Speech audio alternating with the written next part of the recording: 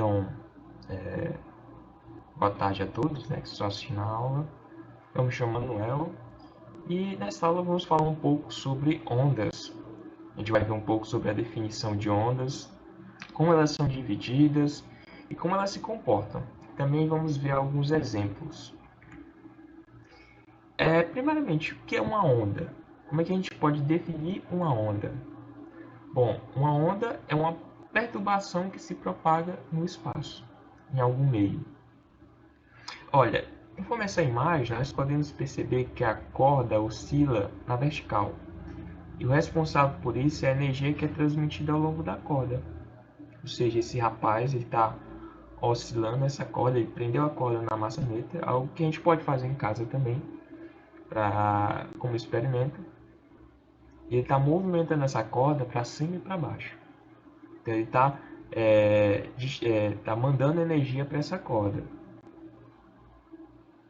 Então a gente pode ver por meio disso uma outra propriedade da onda, né, que é o transporte de energia, mas sem transportar matéria. Nessa outra imagem animada aqui a gente pode ver bem isso.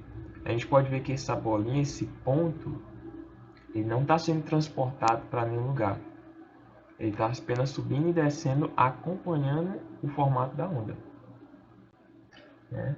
Então a gente pode ver também muitos exemplos no nosso dia a dia de ondas. Por exemplo, quando a gente toca no recipiente com água, geralmente a gente toca lá, forma umas ondas que se propagam por todo o recipiente, né? Ou até mesmo quando a gente fala.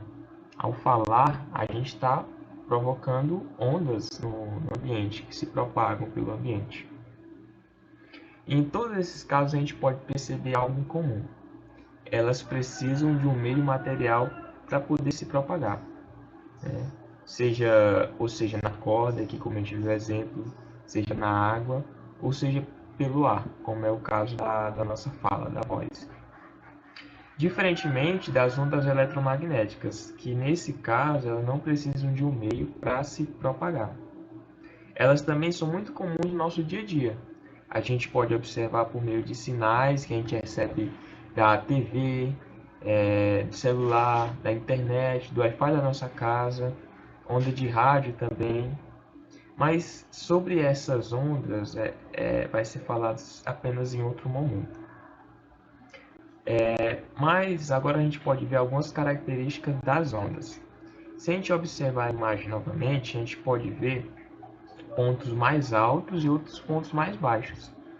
Esses pontos mais altos são chamados de crista e os pontos mais baixos são chamados de vale. Outra coisa que podemos observar também é essa distância entre esse ponto de equilíbrio que essa linha de equilíbrio, que é essa linha pontilhada, e ou uma crista ou um vale. Essa distância entre o ponto de equilíbrio até a crista ou o vale é chamada de amplitude. Outro ponto interessante também, propriedade importante, é o comprimento de onda. Nós podemos medir esse comprimento de onda por meio de a distância, né, medindo a distância ou entre duas cristas ou entre dois vales.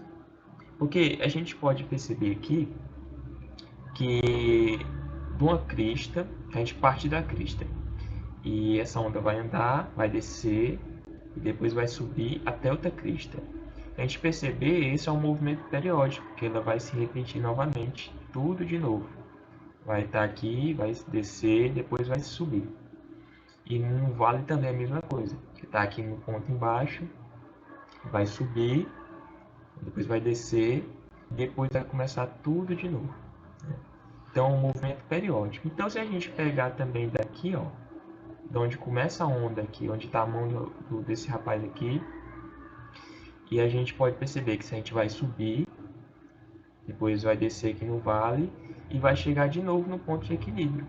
Então se a gente medir essa distância daqui, do ponto inicial até aqui onde ele completa uma oscilação completa, a gente vai ter também um comprimento de onda. Então a gente tem que observar essas partes que se repetem e a gente consegue então obter o comprimento de onda. Agora vamos falar sobre o período e a frequência de uma onda. Bom, o tempo gasto para realizar uma oscilação completa a gente chama de período, né? Já a frequência é definida como sendo o número de oscilações completas por unidade de tempo. No caso, a gente usa como unidade de tempo o segundo, que é no sistema internacional. E essas oscilações por segundo, a gente tem uma unidade de medida para ela que é Hertz. Podemos então observar uma relação entre o período e a frequência. Se, por exemplo, na corda, você pegar a corda lá do exemplo do slide anterior e sacudir ela, por exemplo, 4 vezes por segundo, então o período de oscilação seria 1/4, que você oscilou 4 vezes por segundo. Aí, como o período que a gente sabe é o tempo de uma oscilação só, então você tem que pegar 1 segundo e dividir pelas 4 oscilações que você fez. Se a gente fizer isso, a gente vai obter 0,25 segundos, que é o tempo de uma oscilação, no caso, de uma frequência de 4 Hz, ou 4 oscilações por segundo. E, como a gente tem a fórmula do período, que é o inverso da frequência, por consequência, a gente pode ver que a frequência é o inverso do período. Vai fazer essa inversão matemática. As ondas também elas sofrem outro tipo de divisão. Elas podem ser transversais ou longitudinais. A gente vai usar como exemplo aqui uma mola. Essa mola, a gente pode fazer ela dos dois tipos de ondas, transversais e longitudinais, como exemplo. As ondas transversais, elas oscilam de maneira perpendicular à propagação dos pulsos. As ondas que a gente vê na mola ou na corda são desse tipo, né? Então, a direção dos pulsos, né? Essa direção que a gente está vendo aqui, da esquerda para a direita. Mas o sentido, o sentido de oscilação dela é na vertical, é perpendicular ao sentido de propagação, né? Então, por isso que é uma onda transversal. Agora, se a gente pegar essa mesma mola, a gente pode também representar outro tipo de oscilação, que é a longitudinal. A longitudinal, ela oscila para frente e para trás na mesma direção da propagação do pulso ou da propagação da energia. Então, se percebemos, tem partes da mola que estão mais comprimidas que outras, né? Esse é um exemplo de ondas longitudinais, por exemplo, as ondas sonoras, que a gente vai ver mais para frente, mais detalhadamente. A gente pode ver aqui, então, que o sentido de propagação da onda é o mesmo sentido de propagação da energia, ou dos pulsos, tá? Agora a gente vai ver sobre as ondas sonoras. Uma onda sonora é uma onda mecânica. Então, por ser uma onda mecânica, ela precisa de um meio para se propagar, diferente das ondas eletromagnéticas. No caso da nossa fala, por exemplo, como a gente já viu, o som é uma onda longitudinal.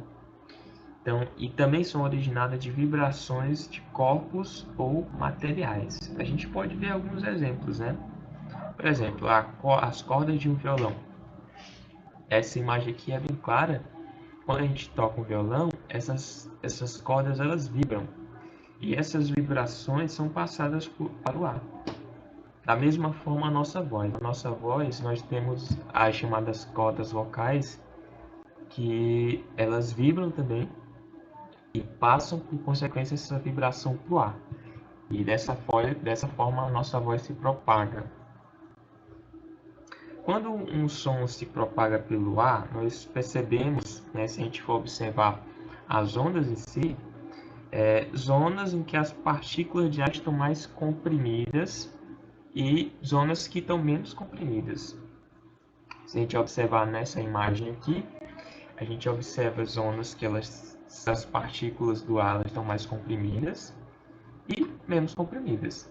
Essas zonas mais comprimidas das partículas a gente chama de zonas de compressão. E essas zonas menos comprimidas a gente chama de zonas de rarefação, né? Então, é um ponto muito importante, né?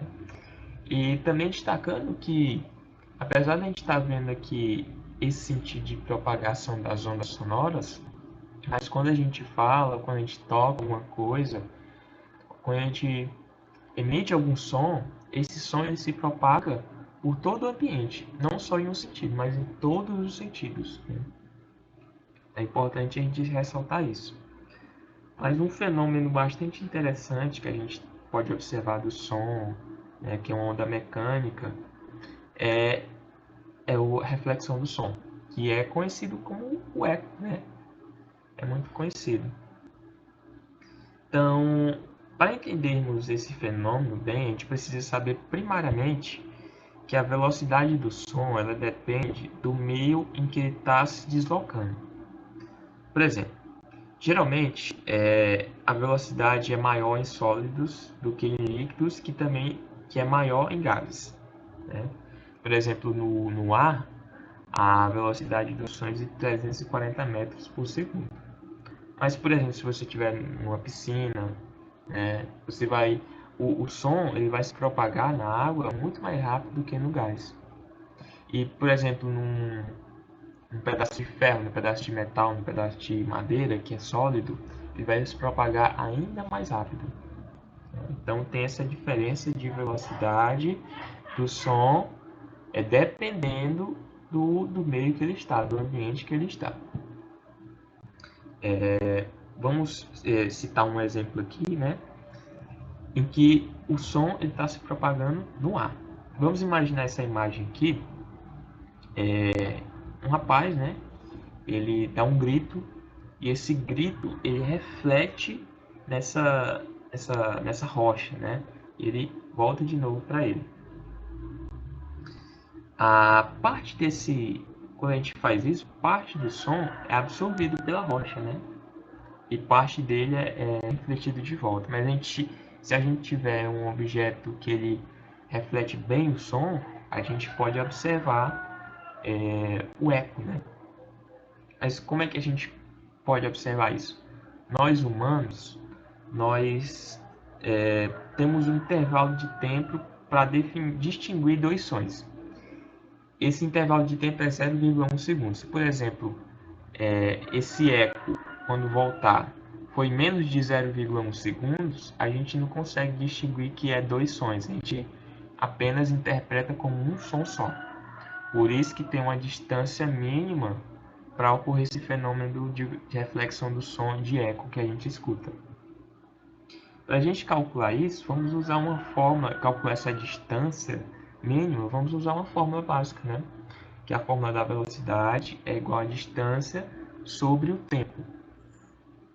Aí, como a gente quer saber a distância, então a gente pode modificar um pouco essa fórmula. Distância é igual a velocidade vezes o tempo. A distância que a gente quer saber, a velocidade é a velocidade do som, no caso aqui no ar, que é de 340 metros por segundo, e o tempo, né, que tem que ser 0,1 segundos, o mínimo. Tem que ser no mínimo 0,1 segundos para a gente escutar o eco. Né? Se a gente fizer essa conta, vai dar 34 metros. Mas essa não é a distância em que a pessoa tem que estar do objeto. Porque o som, a gente tem que observar que o som vai, ele reflete e depois volta. Então, tem que ser no mínimo 17 metros, que é mais ou menos a metade de 34. Então, tem que ser no mínimo 17 metros, né, que a pessoa tem que estar, para dar tempo o som bater na rocha, voltar e a gente poder escutar o eco e distinguir que são dois sons diferentes. Tá? Vamos fazer agora alguns exercícios para a gente fixar bem esse conteúdo. As ondas de uma piscina fazem um barquinho de brinquedo subir e descer, de modo que ele leva 0,5 segundos para subir até uma crista, descer até um vale e voltar à posição inicial. qual o período e a frequência da onda que passa pelo barquinho. Então a gente tem que ter em mente aquelas duas formas que a gente viu. Período é igual ao inverso da frequência e frequência é igual ao inverso do período. E está falando aqui que leva 0,5 segundos para o barquinho estar na posição de equilíbrio, né? Ele sobe até a crista, desce até o vale e volta à posição de equilíbrio. Então esse movimento que ele fez é uma oscilação completa. Então está dizendo que ele leva 0,5 segundos para fazer uma oscilação completa. Se a gente está lembrado bem, a definição de período é o tempo que leva para completar uma oscilação completa. Então, o enunciado aqui, ele já deu o período, né? Período é 0,5 segundos, que é o tempo que ele leva para subir. Quando ele está na posição de equilíbrio, ele sobe, desce e volta de novo. Então, é uma oscilação completa. Agora, ele quer saber a frequência, né? Como a gente sabe, a frequência é o inverso do período. Então, se a gente substituir, colocar a frequência igual a 1 dividido por o período, que é 0,5, a gente vai encontrar a frequência de 2 Hz, né? Ou 2 oscilações por segundo. Como ele completa a oscilação em 0,5 segundos, em 1 segundo ele vai completar 2 oscilações. Certo? Essa foi fácil, né? Agora a gente vai observar essa imagem aqui e responder essas perguntas. Observando essa imagem, né? A letra A. O que corresponde aos pontos indicados pelos números 1 e 2? Se a gente se lembrar lá do início dos slides, da explicação, a gente vai ver que o ponto mais alto de uma onda, né, é chamada de crista, e o ponto mais baixo é chamada de vale. Então, são crista e vale, respectivamente, né? E ao que corresponde as distâncias indicadas pelos números 3 e 4. Né? Então, a distância número 3, a gente observar, ela está indo da posição de equilíbrio, vai por essa linha preta, até uma crista. Então, isso representa a distância da amplitude. Se fosse dessa posição de equilíbrio até um vale, também seria amplitude, né? Que é a mesma coisa. Da distância de equilíbrio até a crista ou até o vale, representa amplitude. Já o número 4 aqui, essa distância, se a gente perceber, ela representa o comprimento de onda, porque está pegando uma parte da onda que se repete. Por exemplo, ele está aqui em cima, como a gente viu, né? Ela desce e volta em cima de novo e depois começa tudo de novo. Então ele pegou uma parte que se repete. Se a gente pegasse também aqui de um vale até o outro vale, a gente ia ter o comprimento de onda também. E se a gente pegasse aqui da posição de equilíbrio e esperasse ele subir, descer e voltar para a posição de equilíbrio, essa distância aqui também seria um comprimento de onda. Então, são amplitude e comprimento de onda, respectivamente. Agora, observando essas duas ondas, né? Qual das duas tem frequência maior? A ou B? Então, a gente tem que observar a definição de frequência, né? É o inverso do período. A frequência é quantas vezes por segundo uma onda consegue oscilar. Então, se a gente observar aqui, uma oscilação dessa onda aqui, a gente vai pegar uma oscilação dessa onda aqui, completa, de uma crista até outra. Essa é uma oscilação completa. Ela vai, desce e volta aqui para a crista. Se a gente comparar duas, né, a gente vai ver que quando essa B dá uma oscilação completa, essa outra vai dar quase duas oscilações completas, né? Então, a gente observa que a que tem maior frequência é a A. que ela consegue completar mais oscilações completas em uma unidade de tempo, em um segundo. Então, é a onda A, que é a que tem mais frequência, tá? Então, essa foi a nossa aula, tá? Espero que tenham entendido bem um pouco desse assunto sobre ondas, que é muito grande, né? Tem muita coisa para explicar, mas esse é o básico que a gente tem de ondas, tá? E depois ainda falta ver ondas eletromagnéticas, né? Como elas se comportam, o que elas diferem das ondas mecânicas, mas essa foi a nossa aula. Um abraço.